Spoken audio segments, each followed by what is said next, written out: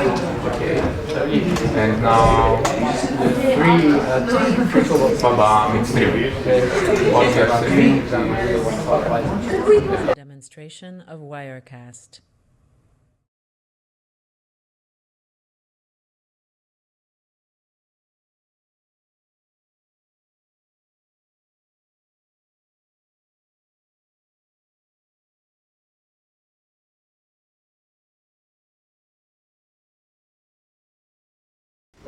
Lecture of IT Toolbox for full start.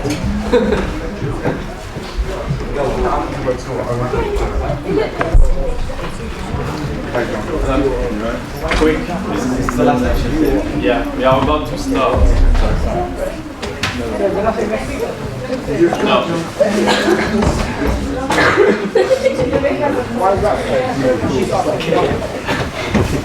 After the lecture. Okay, so this is the last lecture for teaching block 1 in IT Toolbox. Okay, you have 10 activities per. That's the 10th lecture. You will get your 10th activity, so you will have a bit of extra time to catch up if you are a bit behind. Today we'll be speaking about file formats with a specific emphasis on images and more details on how images are compressed. So that's our last lecture in the IT fundamentals theme. And obviously we'll be completing the 10 remaining topics in the second teaching block. A bit of feedback. So the results are a bit disappointing for this sixth activity. The deadline is today. We have received only 101, which is half of the class. So that was the activity we're dealing with PHP. Okay. So it was not the easiest one, but it's quite an important one because we are going to do more PHP in the future. And yes? Yeah. And as you know, your main piece of coursework will involve making a dynamic website, which will require some PHP. Okay. So if there is an activity you can drop from the list, it's not that one. Okay. It's really important. So if you didn't do it for the deadline, just do it anyway because you will need the material for the next activity and the final coursework. Submission of the latest activities are not great either, but I guess that since there will be the break, some people may manage their time a bit differently. But still, before the break, I'm expecting activity 7. Okay. Some feedback about activity 9. So that was the latest one about wireless networks. Some people loved it. Some people hated it.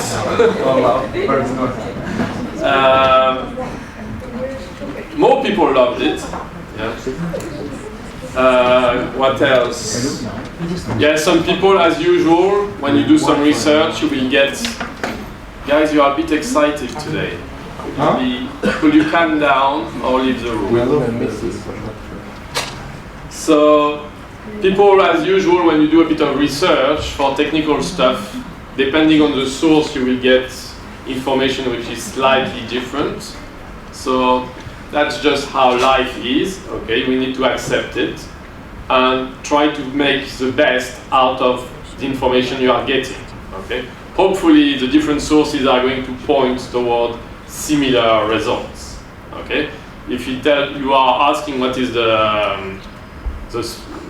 from which distance can you get a Wi-Fi connection indoor, and if one tells you 8 meters and the other one 12, that's okay. But if one tells you 1 and one 100, that's where problem starts. Okay. So when you are filling up your activity sheet, as you know, I'm quite flexible. What I want is for you to have a feel and understanding of what's going on. So I don't care if it's 8 meters, 9 meters, or 10 meters. Okay? But clearly 1 would be wrong and 100 would be wrong. Yeah. Some people complain that I am asking people to do some experiments with a smartphone, a laptop, and a PC, and some people do not have a laptop and a smartphone. So I acknowledge that, but I'm sure you can find a friend who would be happy to spend 10 minutes with you to do this short experiment. Okay? And still, since the marks are fail or pass, if you cannot do a small part of the activity, it's not the end of the world. Okay. What else? So some people were quite interested to see that whereas the technology for 4G was announced in 2008, basically users could only use it practically 4 years later. There was the question about ubiquitous computing was quite open. It was about you being creative, thinking about the future.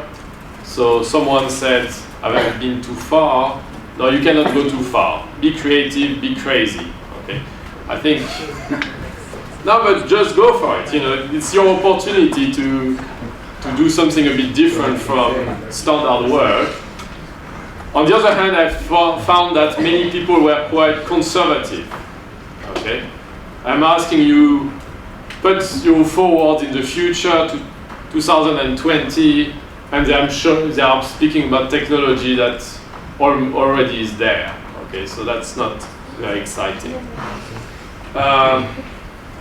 Some people said, why should I go to IKEA to buy some technical products? Okay, if I want some technical product, I will go to PC World.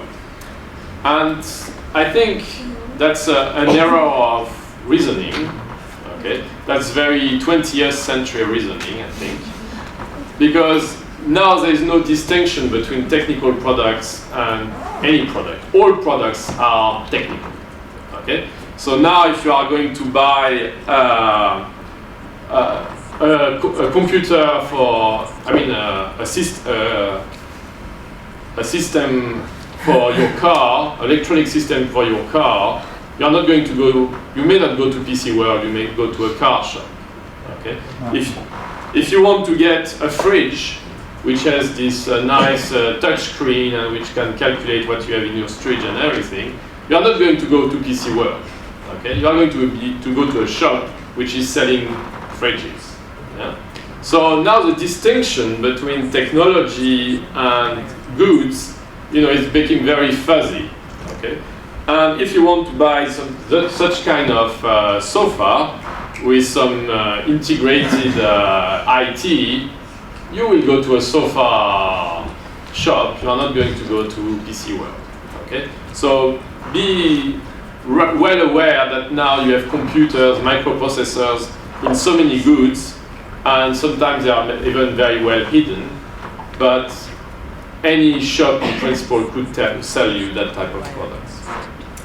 And that's it. I didn't get many more questions. I think this activity is quite straightforward. It's more about doing research, spending the time. Okay? It's quite difficult to get it wrong. If you do the work, you look for the information, you will find it. And please be creative for that question about the future. Okay, so now I would like to speak a bit more about file formats and images, because we are learning programming, and you know that your files have a specific format. We have done some HTML.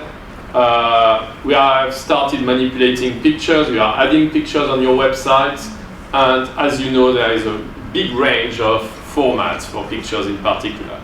So I wanted to take this lecture to tell you a bit more about that. So first of all, let's define what a computer file is. Okay, so it's just a storage block where your data are put on your computer. So basically, each time you save a document, a document, it becomes a file. Okay. So if we are looking at my Windows file manager, I have a list of files, and you can see that at the end of each file, you have a suffix which tells you more about what this file, what is the content of this file. Okay. And because of that suffix, my Windows operating system is able to put me a little icon on the left because it can recognize it. It's a PDF file, so I have this Acrobat Reader icon. Here I have a Word document, and here a PowerPoint document. Okay. So, as I said, these file extensions allow to identify the type of file. Okay, so when you want to run a file, automatically by knowing what the extension is, your computer system knows what type of application could open it and how to open it. Okay, because each extension has a specific protocol. There is a specific way of presenting information. And obviously, the file formats can be open. Okay, it's a consortium, for example, which is going to decide on a file format. We spoke about PHP, for example. So that's open, an open programming language. And together they have decided that the PHP extension would represent the files, the PHP files. Others are just coming from a company. So Microsoft decided that .docx would be the new format for their Word documents. Okay, so there is a whole range of file formats. I mean, you must be familiar with all of them, I guess. But regularly we discover some new ones. You have a new application which come up with some new extension. So obviously, if you have a HTML file, because you have your extension HTML, it's expected that, for example, you will have a tag, an open tag HTML, and a closing tag /HTML. Okay, so that's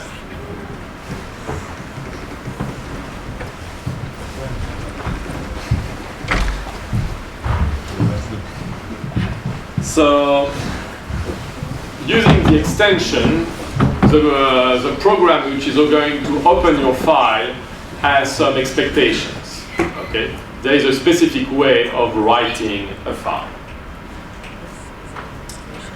Okay, so if we look at text files, you are familiar, I guess, with the Word format and with the TXT formats. Yeah. If we look at the outcome, if I save those two documents, okay, one with Notepad, the other one with Word, we will get some very different results. First of all, my browser is telling me that the document from Windows has a size of 13K, whereas the Notepad document is only 1K. Okay. But in both cases, I have typed exactly the same text. Hello world. Okay. So it looks that the Word format is much more greedy than the text format. Actually, if we look at the details, it happens that the text format only use 12 bytes. Okay? It's just that the containers, which are used for files, cannot be smaller than 1K. Okay? 4K actually. 4. But in practice there are 12 bytes, and why 12 bytes? Binary, each letter. Yeah, because I have 12 characters, so I just need 1 byte, 8 bits for storing each character. So it means that a text file is just storing exactly the data I'm putting in, nothing else. I am putting 8 characters, it's storing 8 characters, the size is 12 bytes. If we look at the Word document, in this case I have 12,000 and a bit more of bytes. Okay?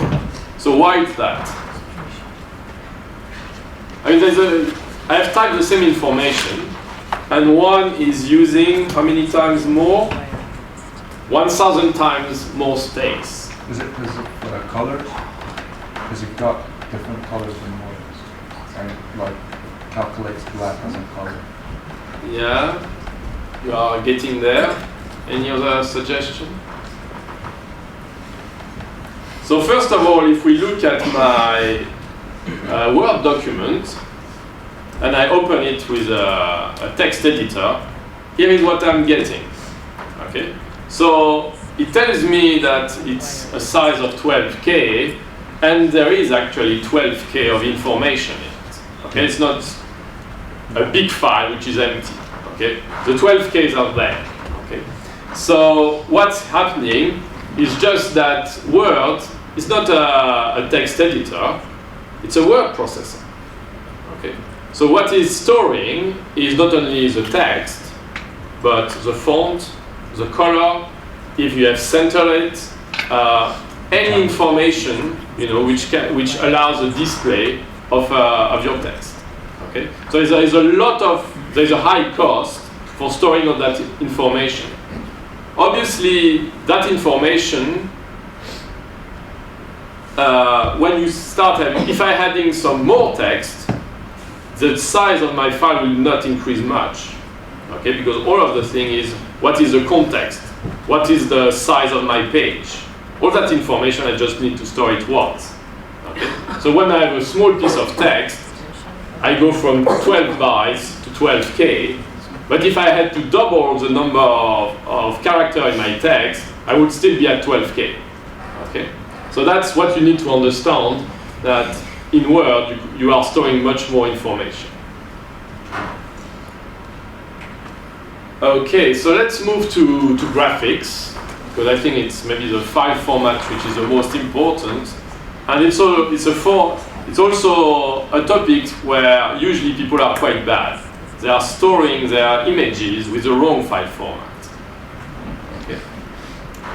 So first of all, if we go back and try to understand what a graphics is, we need to understand that there are 2 types of graphics. Okay, there are what is called raster graphics, and so basically an image is a collection of what is called, it's a grid of pixels. Do you know what pixel means? What does it mean? The small units displayed, you can see. But yeah. Where does it come from? From the monitor, the adapter. No. Graphic the card. etymology. What is this word coming from?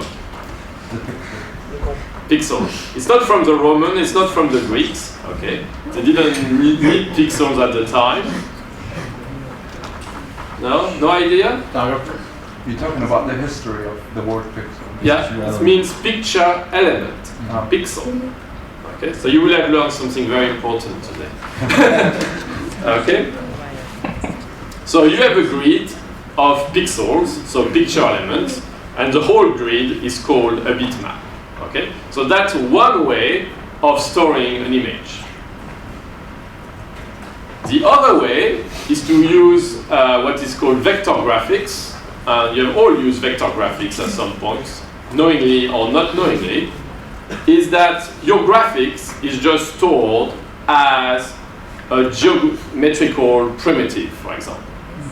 Okay. So let's look at an example. Here is a circle.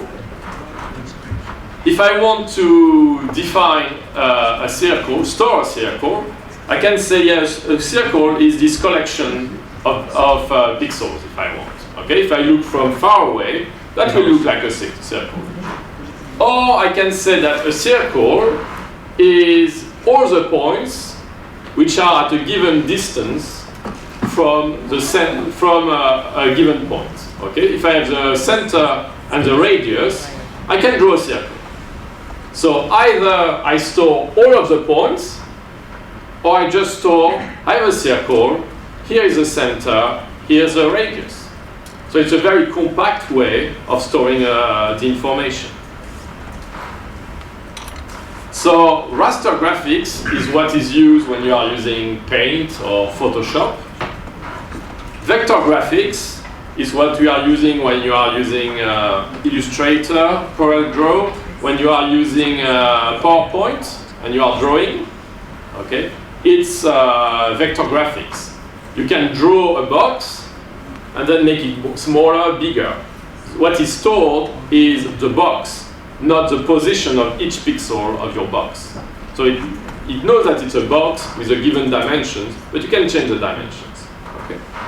So the vector graphics format is very powerful because you can really compress your information. Okay. A circle has a center and a radius. I don't need anything else.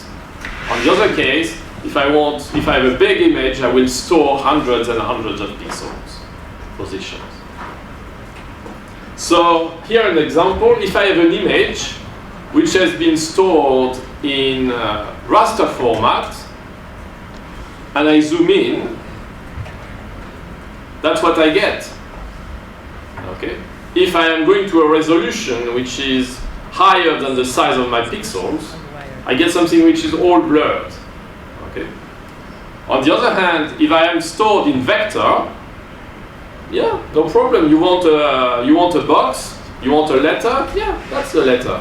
Everything has been stored. Okay. So it means that vector graphics is much more powerful than raster graphics. Okay. So when you are doing your work, designing some document, try to work in vector graphics. Okay. Because you can zoom in as much as you want. It will always be clear. Okay. Obviously, if you are doing something which is more arty, you cannot represent it using geometric shapes. Okay. So you will need to work in raster graphics. What about the size, like the memory it takes to store or control? I mean, to store, vector graphics is very efficient. Box, dimensions, and one corner. And that's it. So it's very efficient. However, each time you want to visualize an image, you need to process it. Because eventually the shape are displayed on your screen. So your computer has to read the information, draw a circle, and then put all the pixels at the right place. Okay? So which means that when you are opening raster graphics, it's instantaneous. You have all the pixels, they just go on your screen. If you are opening a vector graphics, you need to analyze the information and say, okay, now I need to draw a circle. What is the size of the screen at this specific moment? And now I am putting the pixel at the right place. Okay? So it's slower when you are running because you need to do this extra processing. Okay?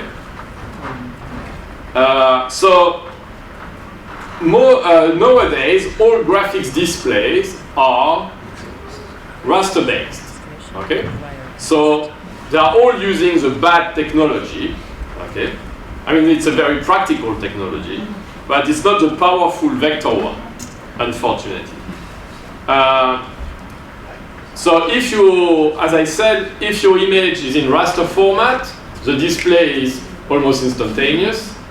If your image is in vector graphics, you need to do the conversion for your display to be in raster format. Okay. However, in the good old days, there were some display which was vectorial. Okay. And if you are using one of those things, that's an oscilloscope. Okay. You have a beam which is drawing your shape. Okay. So you are following the curve. You are not putting different pixels. Okay. So which means that the resolution is perfect. Okay. You can zoom in as much as you want. You will not see pixels. Okay. So you have different technologies that we don't use anymore. Okay. Like, for example, your TV screen. Okay. That was vector, and now it's becoming digital. Okay. So we are going backward to a technology which is not as powerful, but is much cheaper and works quite well. Okay. So it's not impossible that in the future we will go back to vectorial because it's a much superior format. So in practice, we tend to save our files, our images, using a raster format. Okay, and there are hundreds of formats, but they're all based on the same principle. So we are going to start with the more basic ones, which are these. So that's the portable format. So you have the bitmap, and the bitmap is for black and white. Then we have the grayscale, which is level of grays. Okay. The color the gray will be between 0 and 255. Okay.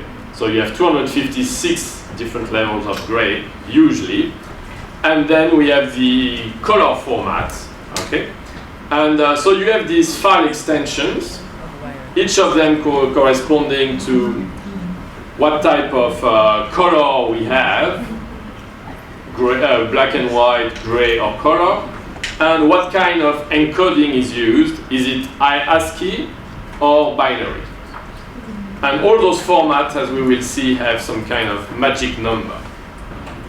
Okay, so here I have a file, okay, which is in portable bitmap. It's the magic number is P1. Okay, so it means it's encoded in ASCII. ASCII means it's human readable. Okay, it's P1, so it's going to be black and white. So if I look at my file, first I have this magic number. Then I have some kind of comments if I want to. Then I have the size of my image, in pixel. So I have 6 by 10 pixels. And then I have the value of each single pixel. Okay? So 0 means the pixel is black, 1, the pixel is white. Okay? So obviously, or the opposite. Obviously, that's my image that has been coded in this file. Okay, so you don't really need to display it to understand what is in that file. Okay, so that's a simple bitmap format for black and white images. Now, if we are using using the grayscales, the value of each pixel, as I said, is a value between 0 and 255. Okay, so now we can start playing with different levels of grays. And so here I have my magic number P2, an image which is 24 by 7. Here I'm saying how many level of grays I want. Okay, usually you choose 256. I mean from 0 to 255. Here, in order to use less information, I'm just deciding between 0 and 50. Okay, which means that when I'm saving the file, it takes less space because black is not 255, is 15. So you can use only the 15 kind of. Yeah, here I'm just using 15. 0 is black, 15 is white. Okay, but you can use 255, or you could use more if you wanted. So that's the image. Does it play with the level of the light? Because that's what it's doing. I mean, tell you, 0 is full black, 15 is full white, so a mid-gray will be at 8, okay? And if you want a dark gray, you will have a bit less than 8. Okay, so that's... So anything above 15 would be more white, Like say 15 is white, right? Yeah. I can do all the way to 200. No. Here I'm saying that the maximum is 50. Okay. If I choose a 255 maximum, 15 will be very light, quite dark gray. Okay. So it depends on the scale. So the lower the number, So you're setting the maximum here. Yeah, here I'm saying the maximum. This format allows me to set the maximum. So now that we have seen black and white, simple, gray level, simple, let's move to color. Okay. So in order to create a color, the way a computer works is just mixing three colors. It's mixing some red, some green, and some blue together. And using this mix, you can get any color you want. Okay? Depending on how much of each of these three components. So typically, you already know it, that if you are going to mix some blue and some red, you are going to get something pinkish. Okay? And if you are mixing some green and red, you will get something yellowish. Okay? So now, when you are expressing the color of a pixel, you need to say how much red, how much green, how much blue you want for this pixel. Okay? So if you want a pixel to be completely red, you can say I want 100% red and 0% of the others. Okay? If I want to have a pixel which is green but not that bright green, okay? So it's a green, like a gray green, if you want. I'm just saying I don't want any red, I don't want any blue, and I want just 50% of green. Okay. If I want something which is gray, I want a bit of everything. Okay? And that's going to be, since it's 50%, it's going to be a middle gray. If I put 100% everywhere, I will get white. If I put 0% everywhere, I get black. If you put 3, it will look black as well. Excuse me? 3%. Only 3%. It will be very dark, but it will not be completely dark. Yeah, we will see. I will give you some examples. Okay, so usually for the red, the green, and the blue, we are using 256 value for each of them. Okay, like for the gray. Each color is stored with 1 byte. Okay. And 1 byte obviously gives you 256 possibilities. So now if we are doing this mixture of 3 colors, we have 256 colors for the 250, please. We have 256 value for red, 256 for green, 256 per blue. So if we combine them, we have more than 16 million possible colors. Okay, so you can see it's pretty powerful. With 16 million, you should have the color you want. Okay, you don't need to go to something more complicated. Your color should be there. And the size of the image is, so each pixel has these 3 colors. One color is 8 bits. So we are using 24 bits per pixel. And then we have the size of our image. How many pixels in width, how many in height.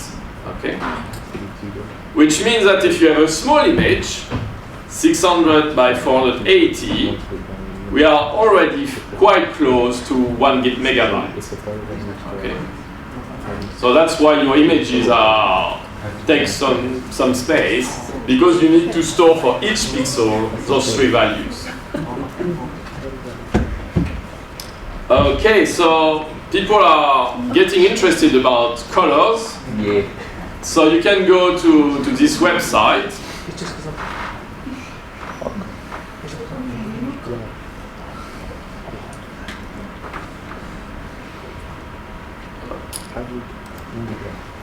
Okay, so for example, you can pick on the different colors here, and below it tells you what is the value for red, green, and blue. Okay? So if I want something which is quite whitish, all the values, as you can see, are above 200. Okay? If I want something very dark, all the values are close to 0. And obviously, if I want something reddish, I will have a lot of red here, a bit of green, because I don't want a pure red, I want something orange, and no blue at all. Okay? So you can see that, and here you can choose all the values you want, and you can see the colors you get. Okay? So you have values which are predefined. Okay? So if you want fuchsia color, you know it's 100% red and 100% blue, for example. Okay? If you want to have an olive color, it's 128, 0. Okay? And so the thing is, this way of dealing with colors is the same way that your HTML browser is dealing with colors. Okay, so when you are specific in your CSS, for example, the color of your background, of your fonts, you are going to use the same mechanism. You have to tell how much red, how much green, how much blue. Okay.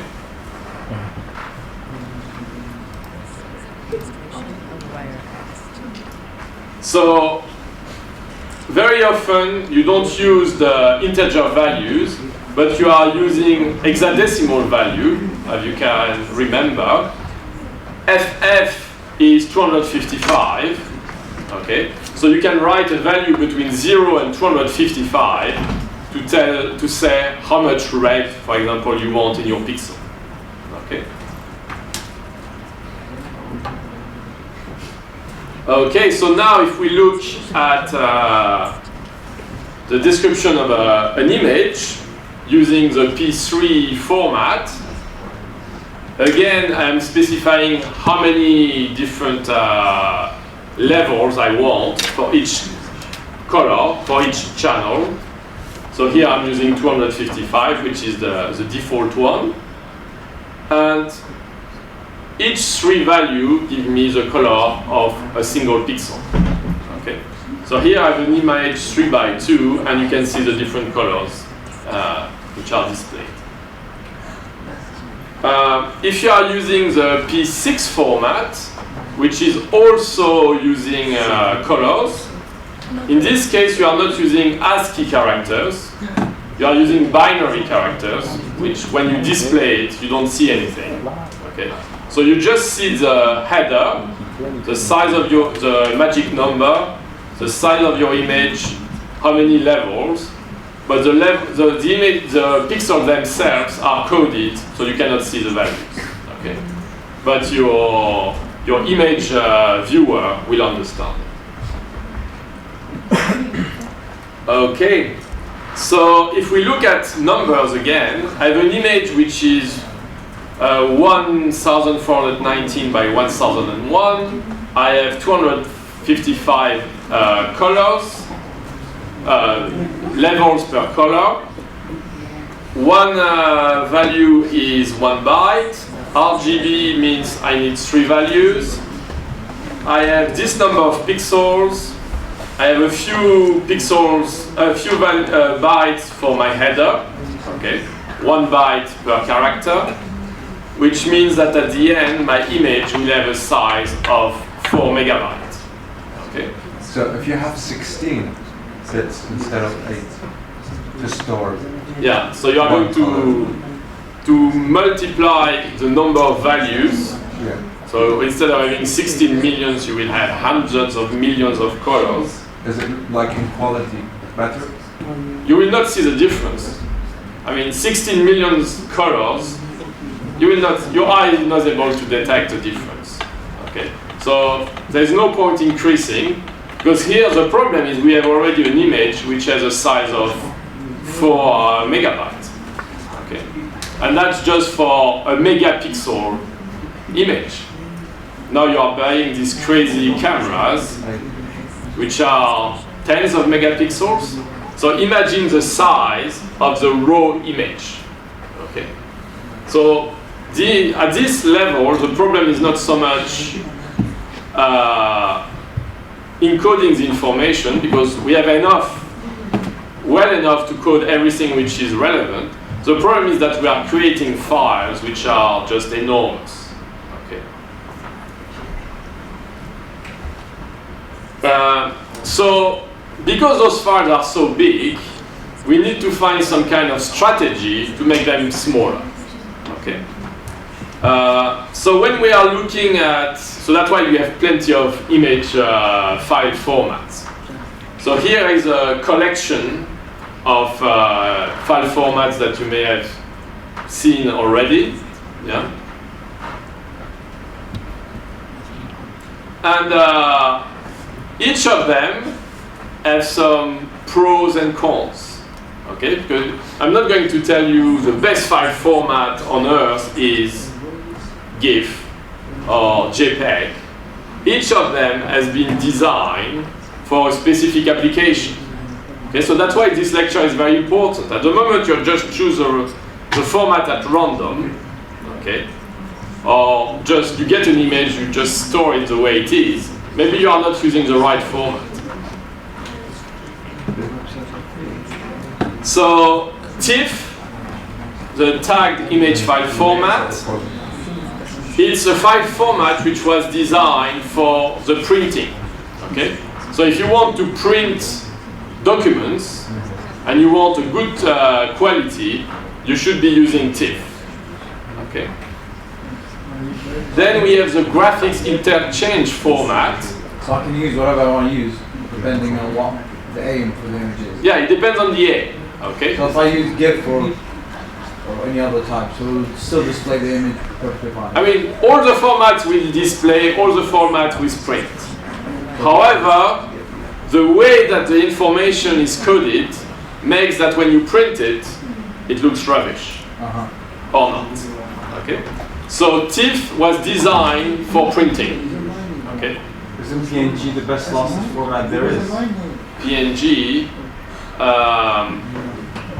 It's lossless and it looks good on everything. It has no background. yeah, but the problem is it's big. Well, yeah, these days that's not a problem with the bandwidth and speeds around the world. It is a problem. Well, it's not. Your camera is storing the information in PNG? No, it saves it in JPG. Yeah. So this is a problem for your camera. So your camera uses GPG. Yeah, that's because of real life imagery. But for computer generated images, it's always best to Oh, no. If you are going to make a 3D movie, yeah, PNG will be a good format. Yeah, but you can also save it. I mean, if you take a picture, usually the camera doesn't save it directly into JPG, so it's in a raw data format, it's like 30 megabytes. Something. Depends on what camera you have. If you have a professional camera, yes. Yeah. If you have a mobile phone, no. You can convert that to PNG. Yeah. And it's still going to be good looking. No, PNG is good. I agree, but it's huge and it limits its application. Okay. If you are a professional photographer, that's where you want to go. If you want just to have a website, that's not. Okay. Yeah, but the thing with JPG is it's not lossless. We are going to see the details of that. Okay, so GIF was designed for on-screen viewing and internet. Okay, so when you are making your website, that's maybe one technology you can think of. It's very bad, on the other hand, for scanned photographic images. Okay, it's not the right format for that. JPEG, so you can see that it was designed by photographic experts. So obviously they are interested in photographic images, okay? But it's not for text. If you are using a document which is based on text, the result with JPEG will be rubbish, and it's not good for printing, okay? So depending on your application and your type of document, you will choose one format or another. Okay? And PDF, it's another interesting format because PDF allow you to have both bitmap graphics and vectorial graphics. Okay? Which means that if you have a diagram which was designed using vectors, when you zoom in, you will still get good quality. Obviously, if part of your documents are just images stored in bitmap, when you zoom in, you get rubbish. Okay? So PDF is quite good for that. So as I said, the images take a lot of memory. Okay? Disk space. Slow down when you are sending information, when you want to download a movie.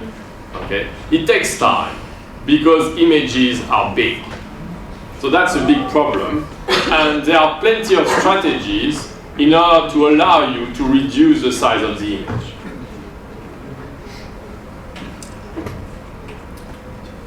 So 1 hour video at this very low resolution, okay, would take us 80 gigabytes. And it would be a tiny video, yeah, on your computer screen. So some strategy is required. So for example, a typical movie has a size of 1 gigabyte. So they have managed to squeeze the information by a factor of 80.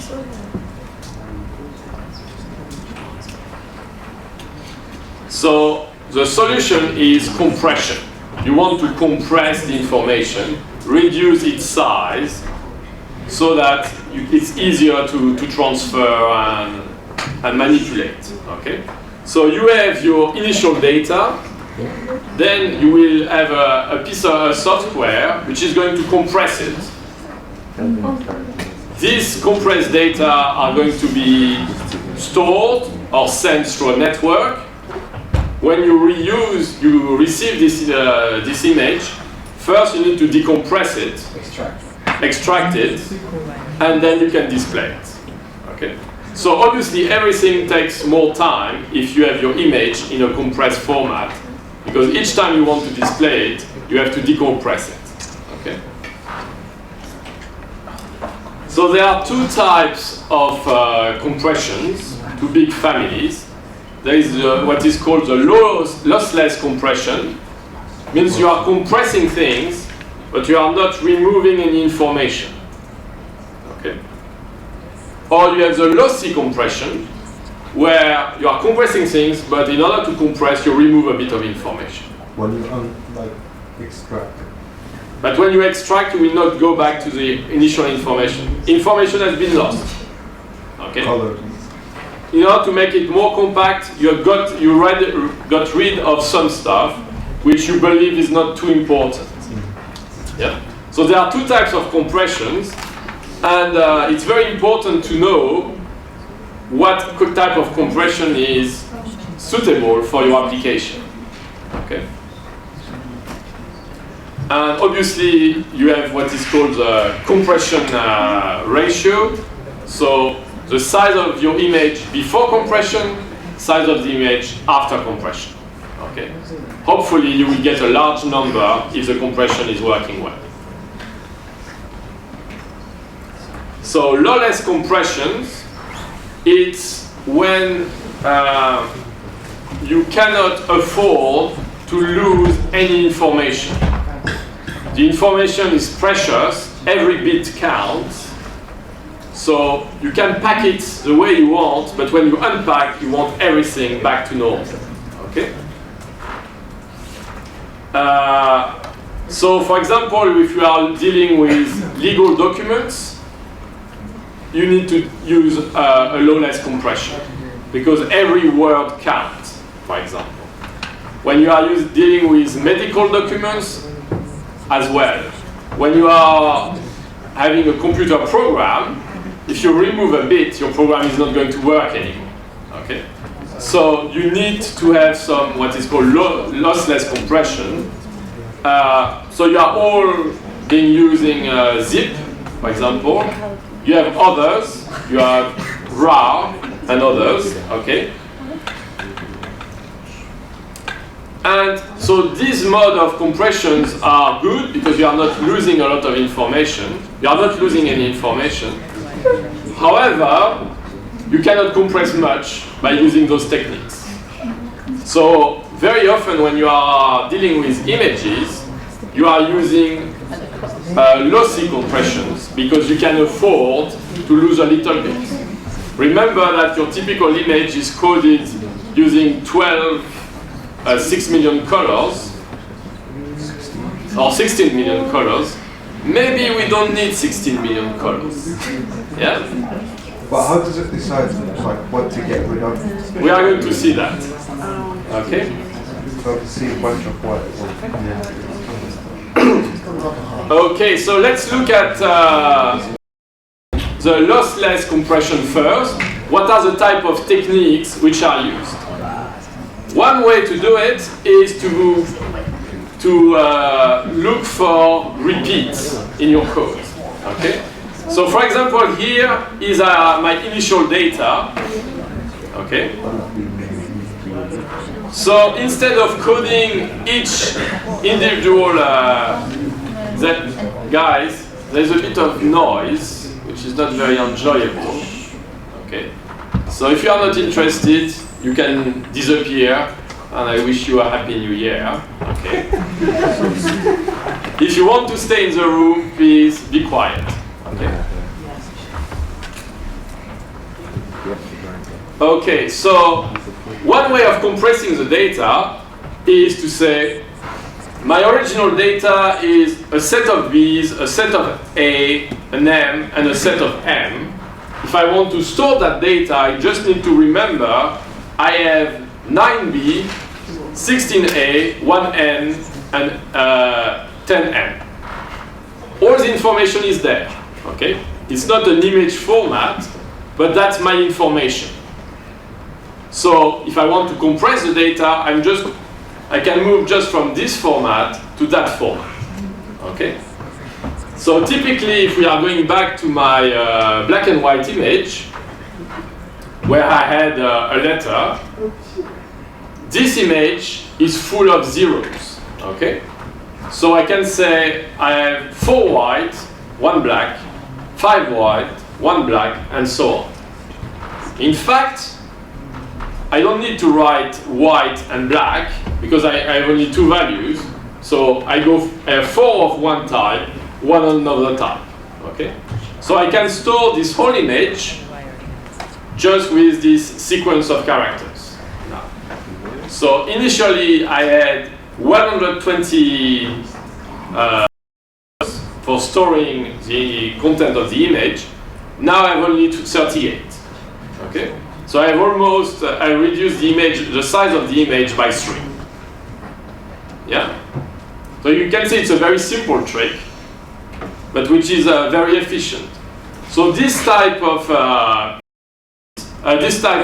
compression is very good when you are dealing with black and white images, or when you are dealing with text, for example. If you have a piece of text, everything is white, and there are just a few pixels which are black, which are basically your text. Yeah? So again, depending on the type of image, you are going to use a different type of compression. Yeah, 3 of you, you are out. Next question. Yes, of course. No, you are going out. Yeah, you are. You arrived late, you didn't apologize, and now you are making noise. Yes, yes. What is your question? Does the numbers represent the image? Yeah. How exactly? Excuse me? How exactly? Because you said you have 4 of one color and 5 of the other color. And Yeah. that goes on. But there you have the ones represent the black, right? Just because, I mean, it depends. If we go here, for example, I have 3 ones. Okay. Okay. So here I have 3 blacks. Okay. So I'm just saying I have. Let's assume that I have 4 0 1 1 1. Oh, okay. 5 0 1 1. Oh. 5. You know, I'm just changing from zeros to 1. Yeah. Okay. But obviously, it can only work with black and white. Okay. So if you are trying to compress a text which has been stored as an image, or some kind of cartoon character, which is mainly white information and a few black dots here and there, that's going to be a very efficient way of compressing your data. Okay? But obviously, most of our data don't have that format, so you need to have some more advanced strategy. So one of them is called Huffman coding. And the idea is, if we think, for example, about text, there are letters which are going to be more frequent than others. Okay? And so, for example, in the English alphabet, the more frequent is E, and letters like Q is not used that much. Okay?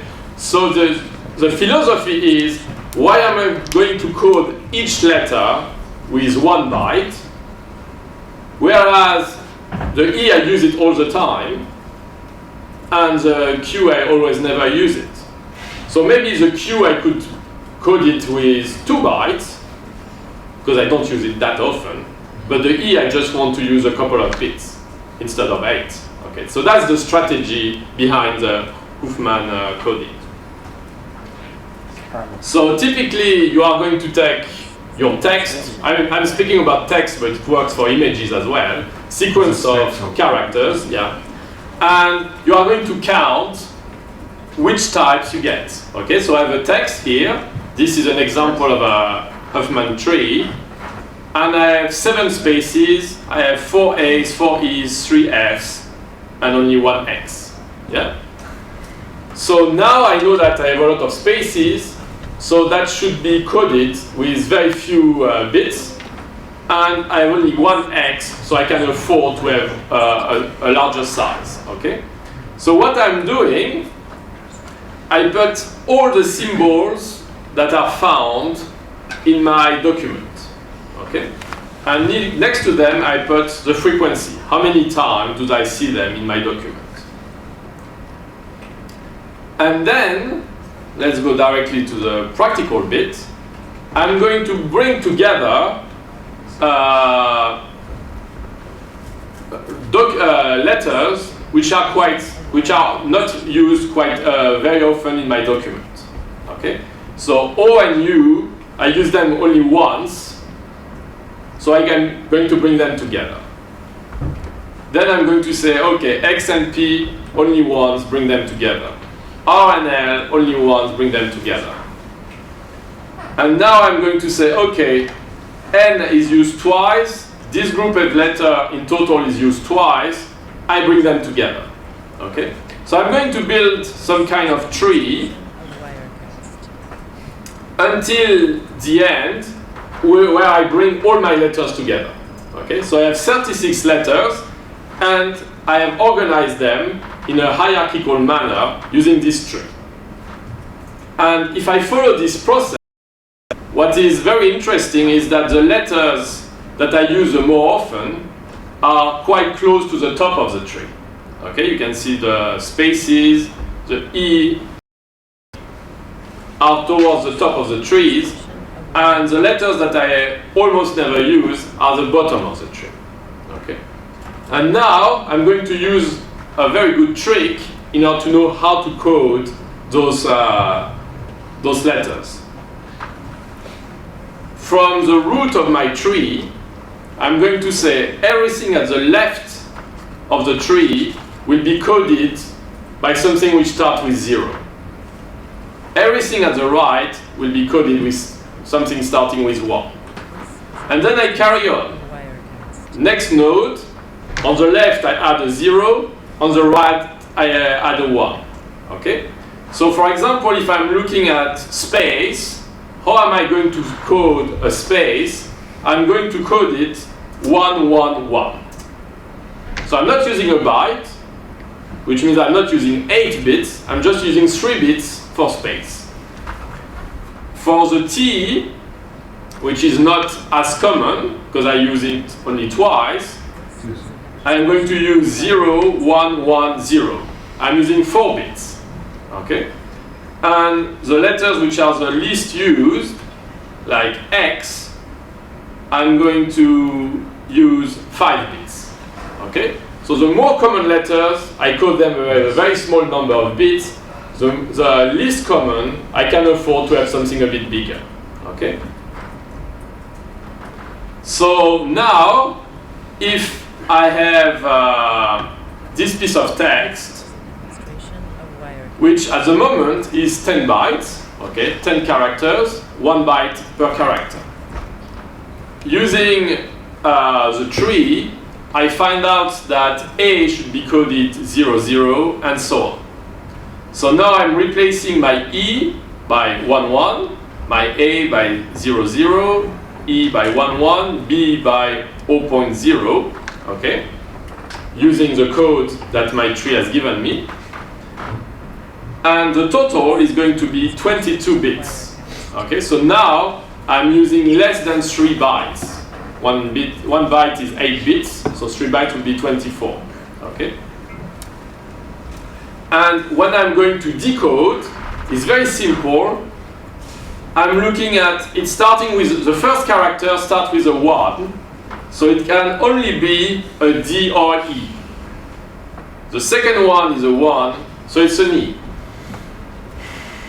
Next, start with a 0. Start with a 0, so it can be A, B, or C. Second character is an A, so it must be an A. Is a 0, so it's an A. Okay.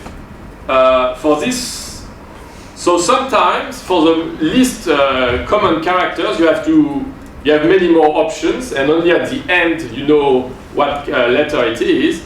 But for the most common one, very quickly you get the information. Okay. So in this case, we can see that our coding has allowed us a compression which is well above 3. Okay. From 22 bits to what we had initially was 80. Okay. So one strategy in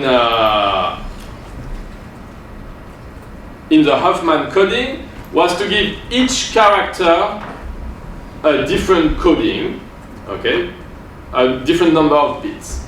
Another strategy is called the Lempel-Ziv-Welch strategy. Now all the coding has the same size.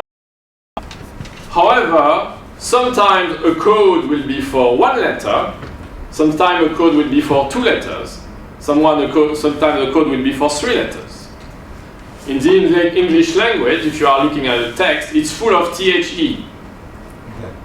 So just say THE is going to be 1 code. Okay? Why are we going to code 3 things? Based on words. Yeah, so you analyze text, you say, okay, these words are coming all the time, so let's just code the whole word with 1 byte. And those words, which are very rare, we can afford to put every letter. Okay?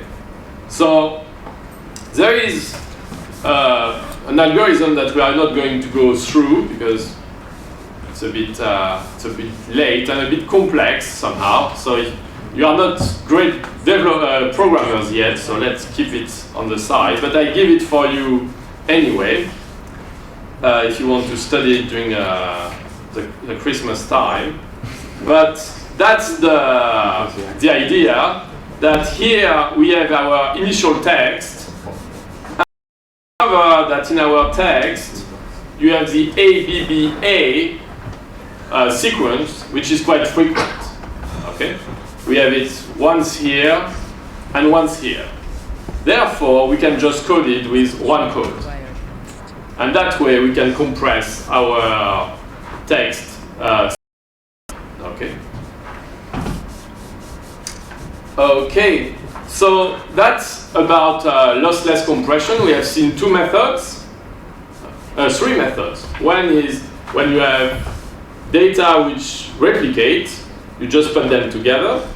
One is to give different coding for different letters, and the other one is a coding which is for group of letters or words. Okay. And what we can do is to apply these different techniques on the same images.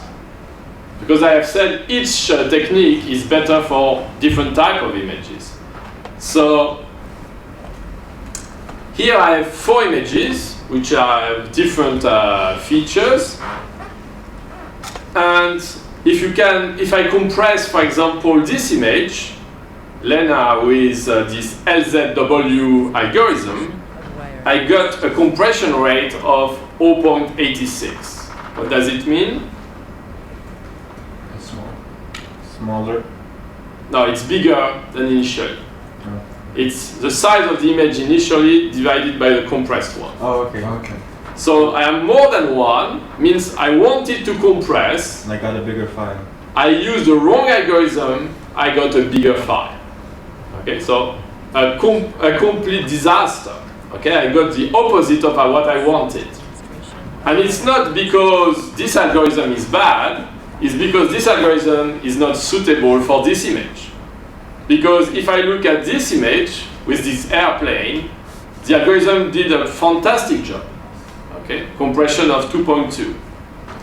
Now we have LZ77, so same kind of idea, a newer version of this algorithm, but we don't need to look at the details. And you can see that the compression rates are all slightly better.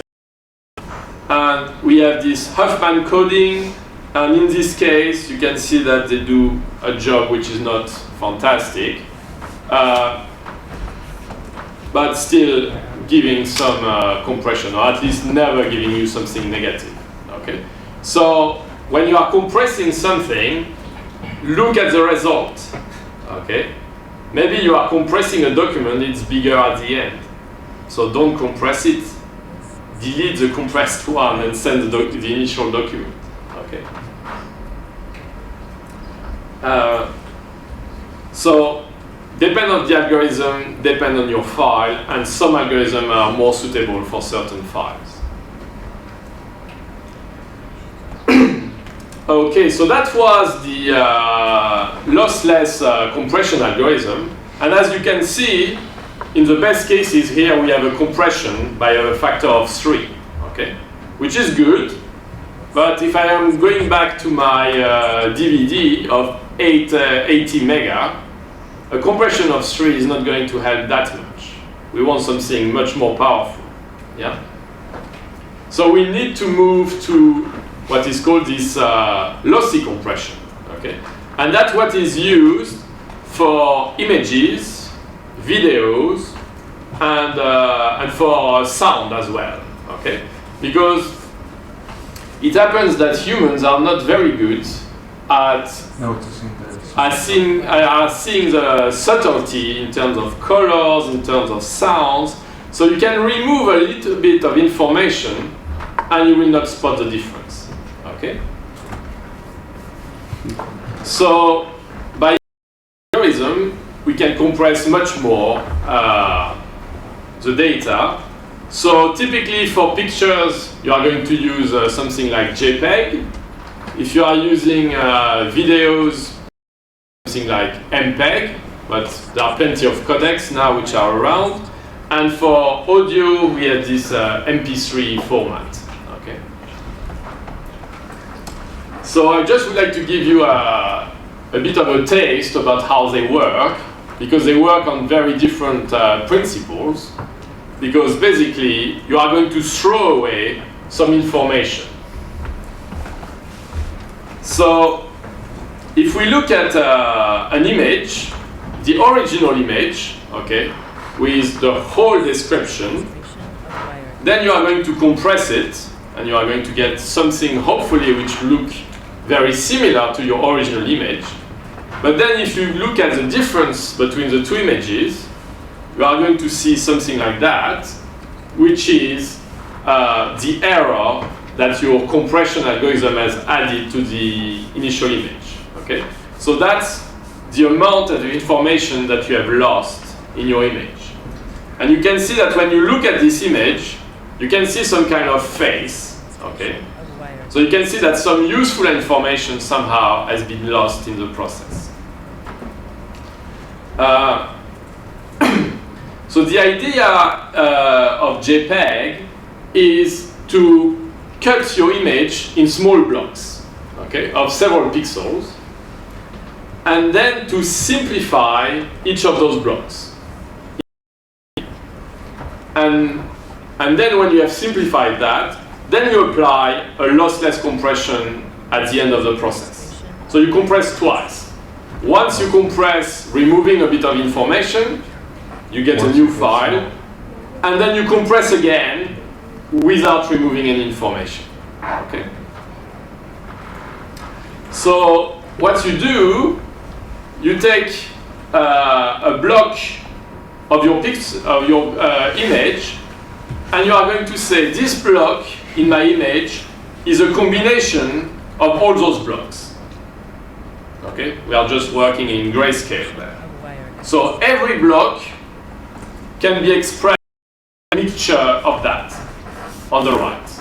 Okay, so if you have an area with a very strong vertical edge, maybe it will be 80% of that and a bit of everything else. Okay, so there's been demonstrated that every block of a pixel of an image can be expressed as a mixture of those basic images. Okay, so a block which is 8 by 8 pixels now is becoming 64 of those images. Yeah, and then you are going to say how aggressive you want your compression to be. The identical image can be coded using these 64 blocks. But usually it will be a large number of, let's say 30% of one block, 20% of one other, and at the end it's going to be 0.5% of those blocks, those blocks, those blocks, those blocks, those blocks. So if you want to be aggressive, you are going to say, okay, any block which is below 1%, I remove. Or if you want to be gentle, we will say, okay, only the blocks which are below 0.1% I remove. Okay? So when you are compressing in a lossy manner, you decide how much information you want to get rid of. Okay? Basically, you decide what you want for each to represent a block of image. Yeah? Is that clear? Yeah. So here in this image, you can see that if you want to remove most of the data, you get something which is extremely blurred. And then the further you add blocks and blocks and blocks, you get an image of a better quality. So for example, here we are at 60%, and the image looks almost as the original image. Okay? And already when you are at 27%, something which is pretty good. So 27% means a quarter. You have already compressed by a quarter. Lossy by a quarter. And then you go for the lossless. So hopefully you will divide by 2 again, and you will divide by 8.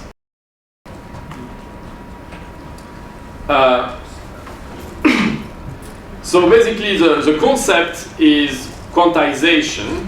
You have this 64, and you are going to say, I'm just keeping the most important one.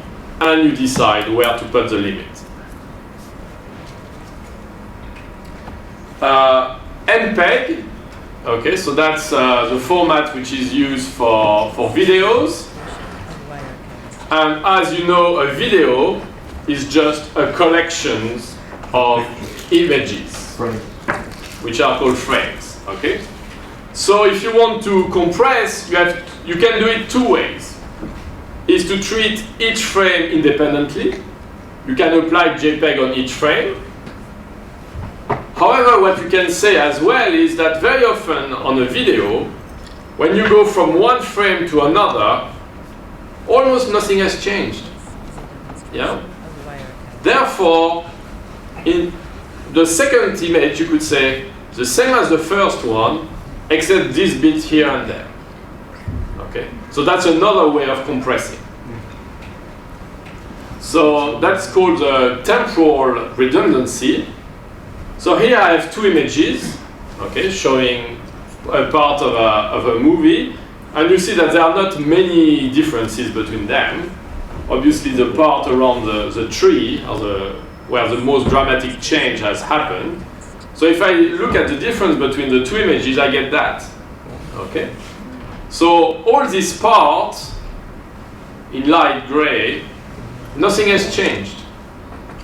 And the places where it is white or black means big changes have happened. Okay? So you can use that information for compression to say everything is the same except the trunk. And for the trunk, here is the description. Okay? So typically what you do in MPEG coding, you are going to define two types of images or frames. You are going to define the interframes. Okay, so you are going to say, okay, every 5 frames, I'm not using the previous frames in order to describe it. I start from scratch. Okay, because if you say the second image is a modification of the first, and the third is a modification of the second, and the fourth modification of the third, at some point, it's going to become really bad. Okay? So you do it a few times, and then you go back with a real image. Yeah? So that's the concept of frames. You are going to say every 5 frames, I want to work with my original frame, not from the previous one. And and then you have these interframes, which are just, it's like the previous one with a few differences. And so you are going to use JPEG for these intraframes, and you are going to use this information about the previous one for the P frames. So you have 2 different levels of compressions. Compressions within an image and compression between the images. Okay. And obviously at the end of the process you add a bit of lossless compression as well. So it means that the compression you are going to get on a video can be extremely high. Okay. Okay, so all this to introduce activity 10. Okay, so we will be focusing on this activity on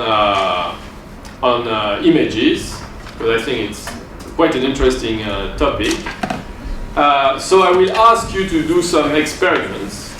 I'm going to provide 2 images, and I will ask you to use different compression algorithms. And when you are using the lossy compression algorithm, I want you to test different values. Okay? Let's keep only 1% of the information, 10%, 50%. How much is a reasonable amount for the image I have given you? Depends on the image. Yeah. And so one of so the first part of the activity has to do with doing some experiments, doing some compressions using different tools. The second part of the activity is more about reflection. Okay, I'm going to show you some outcomes of compression. I want you, using the material we have seen in this class and doing a bit of research, to try to understand why you are getting that. Okay, so let's look at some data. So let's start with this one.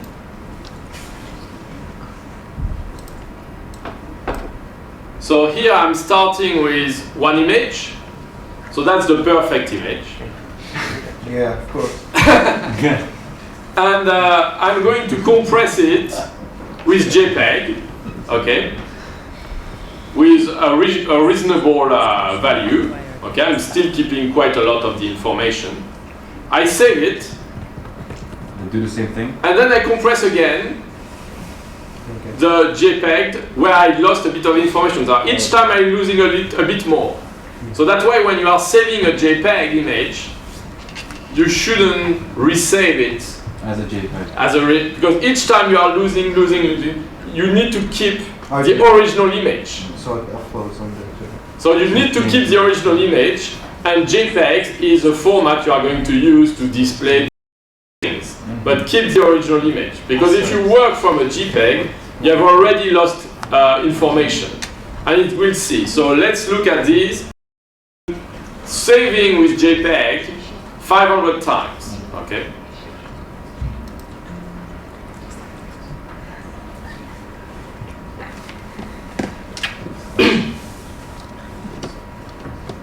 And you can see that information is lost, and after a while the image just looks horrible. Yeah. So 500 times is quite good, but let's do it 100,000 times. How do you do that? How do you save over and over? You can write a piece of code. Oh, You know, just try to find a computer scientist. I'm sure there is a computer scientist in the room, or who will become a computer scientist soon. So now we do it 100,000 times. hope it's right. Demonstration of Wirecast. Okay. My original image. Okay, again, good quality image. Good taste. And I'm compressing using JPEG, saving, compressing again, and I do that 100,000 times. And you can see that after quite quickly, the quality of your image is just a disaster. You have lost everything. Yeah. So using JPEG, so you should be very careful when you are using JPEG. Okay. JPEG is not a good format for saving your work. It's a good format for sharing work. You do your work with a nice format which is lossless, and then when you want to email the stuff, you compress on JPEG. Okay? Because at the end you have nothing. Same story using MPEG compression now. So I had a video, perfect video, and I decided to compress as much as I could. Okay. That's a good one. So I'm not using I'm always trying to use the information from the previous frame instead of resetting regularly. Okay, as the way you should do it, because after a while you interpolate from an interpolation which has been interpolated, so the quality becomes really bad. So let's look at this video. Demonstration of Wirecast.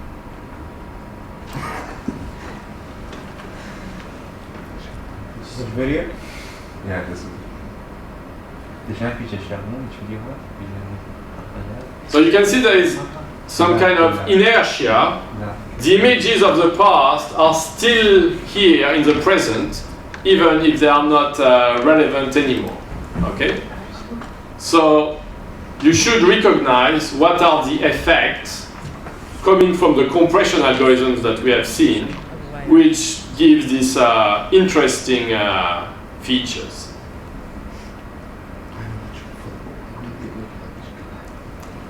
Okay. So, thank you very much for your attention. We will see each other again in the new year, so have a happy new year. You too. There's still some work that I'm expecting from you next week. And tomorrow I will be publishing the latest notes, whichever they are.